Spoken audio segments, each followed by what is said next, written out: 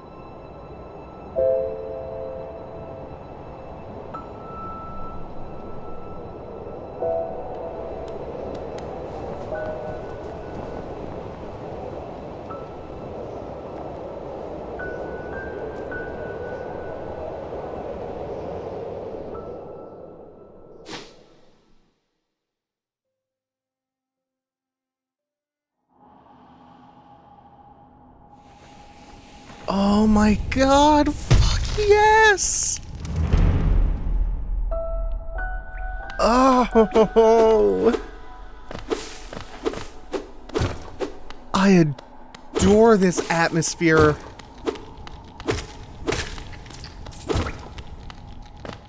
God, I am happy to be playing Hollow Knight again.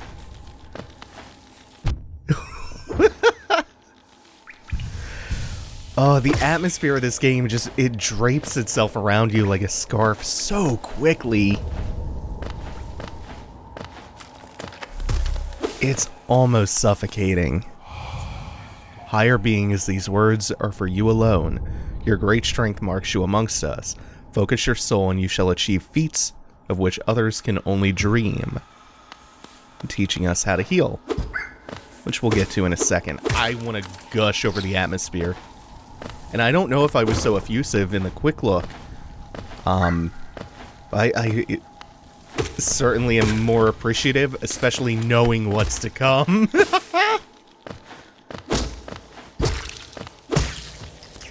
And that these blue masks in the top left will be some temporary health. Again, we'll talk about that once I'm done. Just being so happy to be here. I think the silence here speaks wonders. Not that all of the zones are going to be this ambient, but this first impression tells you a lot about the world and the atmosphere of the game. You look at the background, the background elements are huge. Gives this impression of scope that is just beyond your comprehension. Makes you feel tiny, even more alone. Very detailed too, where the foreground stuff can be pretty simple. And our main character here, the knight, is incredibly simple, but also unmistakable. Oops. We're just trying to pogo across these spikes. You're not necessarily supposed to do this yet, but you're perfectly capable of doing so. Within our lands, do not hide your true form. Let all bask in your majesty, for only this kingdom could produce one such as you. Ones such as you. And just like that, we get our first charm of the game, which we can equip once we make a little bit more progress. Fury of the Fallen.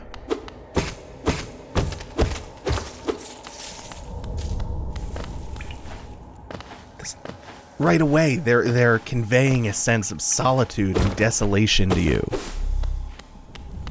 You know, a lot of this game's aesthetic is derived from a lesser-known Newgrounds game that Team Cherry, the developers of this, made called Hungry Night. They made it for the Ludum Dare, where the theme was 10 seconds. So the conceit of Hungry Night, this isometric action game, was that you had to kill an enemy and eat every 10 seconds in order to avoid a game over. The entire design for the night here comes directly from that game. Beyond this point, you enter the land of King and Creator, step across the threshold, and obey our laws. Bear witness to the last and only civilization, the eternal kingdom, Hallownest. A lot of the other design elements, like a lot of visual elements, I should say, that we will see, including those 3 masks from the cutscene, come from Hungry Night as well.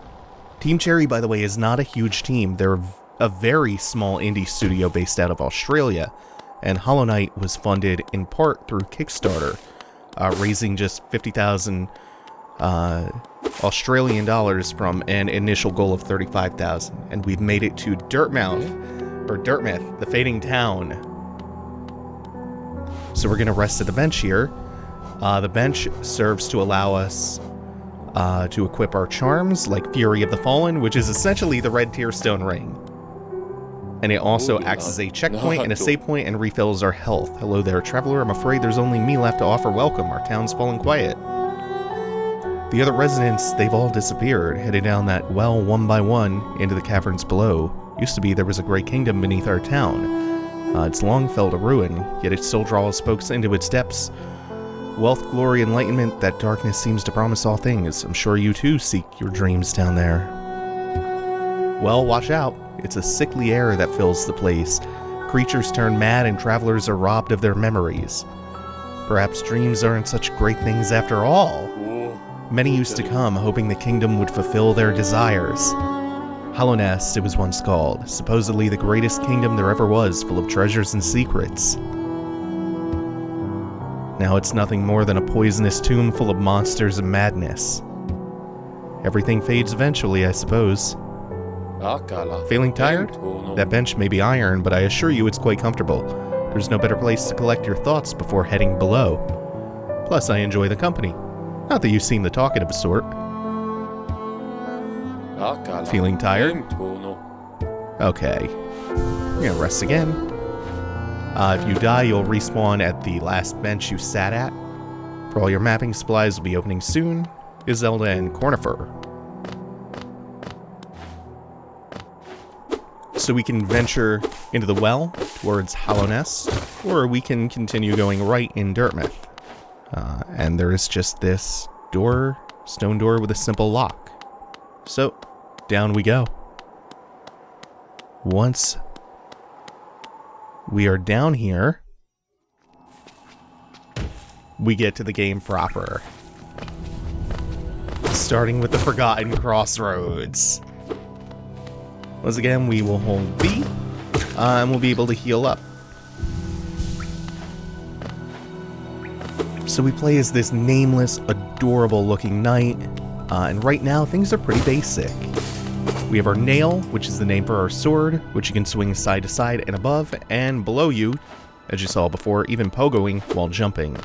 And we have that nice high jump. Hello there, how delightful to be another traveler on these forgotten roads. You're a short one, but you have a strong look about you. I'm Quarrel. I have something of an obsession with uncharted places. This ancient kingdom holds many fascinating mysteries, and one of the most intriguing of them is standing right before us. A great stone egg lying in the corpse of an ancient kingdom. And this egg, is it warm? Certainly gives off a unique air. Can it be opened? There are strange marks all over it. I do so love a mystery, and who knows what other marvels lie even deeper below us. For so long I've felt drawn here, so many tales full of wonders and horrors. No longer could I resist, I just had to see it for myself, and what a time I chose to arrive. This dead world is sprung to life. The creatures are riled up and the earth rumbles. The air is thick. Wonder what could have brought it all about. To persevere in this ruin, that old nail alone just won't be enough. Though that's no problem. One only has to look around.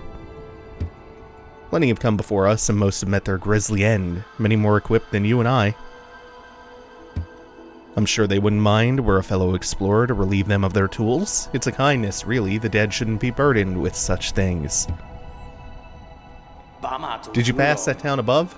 A gloomy little place, and such majesty hidden right beneath. I suppose that's why they've all headed down here. Who could resist such possibilities? Truly a marvel. Saw that great stone egg in the opening cutscene. That's also what you see at the very beginning of Hungry Night.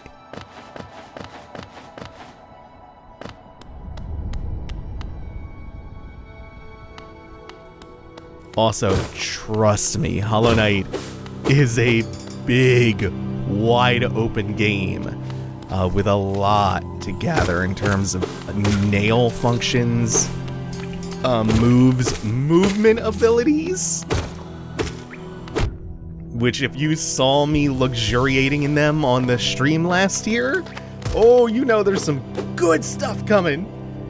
And spells as well. Also, slashing just feels good to start, which is important. And right away, we have a little mini boss guarding one of my favorite things in the game. And this is pretty basic. We're just gonna kind of do this arcing jump with a lot of air control. Oh, there it is! There he is! And he has that shockwave. This cute little cabberpibber friend! Little cabberpibbers. So the cabberpibbers, the grubs are essentially collectibles. You can rescue them from various places. Not all of them are going to be that easy, of course, to find and rescue. And we will get some geo, some money for rescuing them.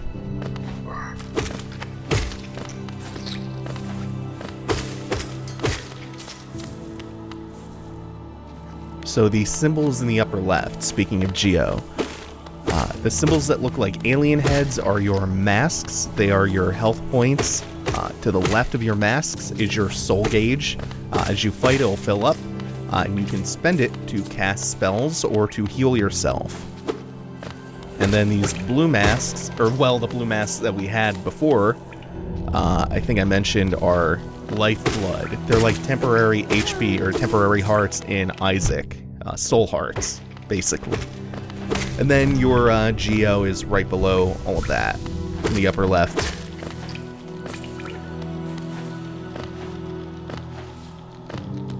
So we are going to head directly left now. And from here, there are like 3 different pathways on the left. This first level, by the way, is really big for a starter zone. And it leads so many places. This game is sprawling. And that's... Okay, this is the Pilgrim's Way. This will lead to a zone called the Fungal Wastes, which we are not going to yet.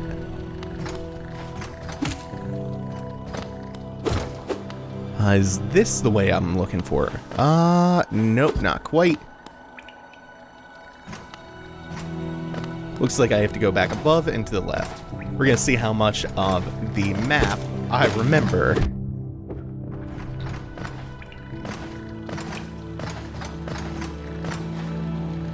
Oh, and it's such a big map, too.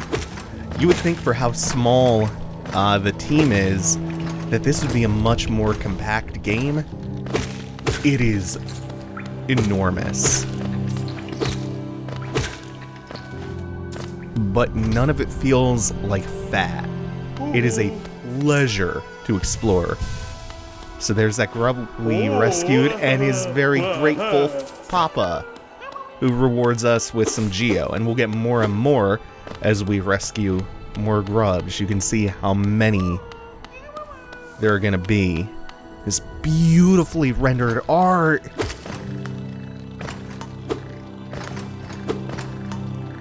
See, right now we have one problem, and this is really what my big sticking point was. And it's that we have no map.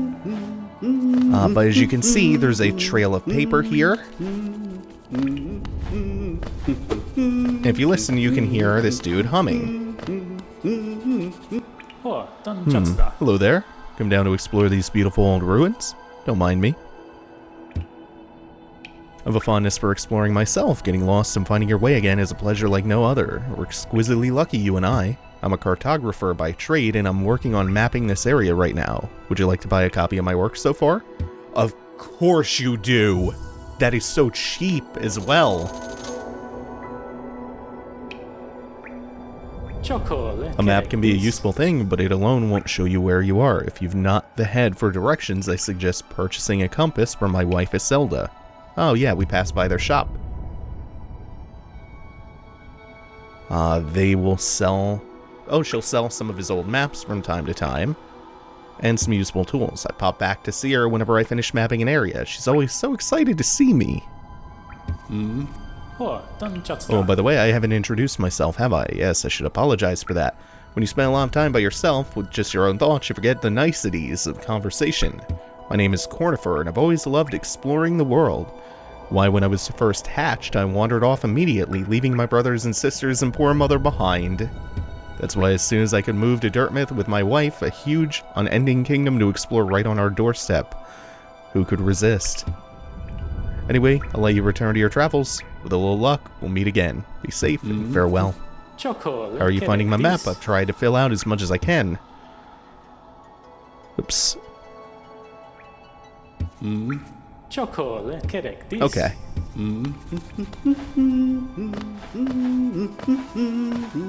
I can never get that hum out of my head.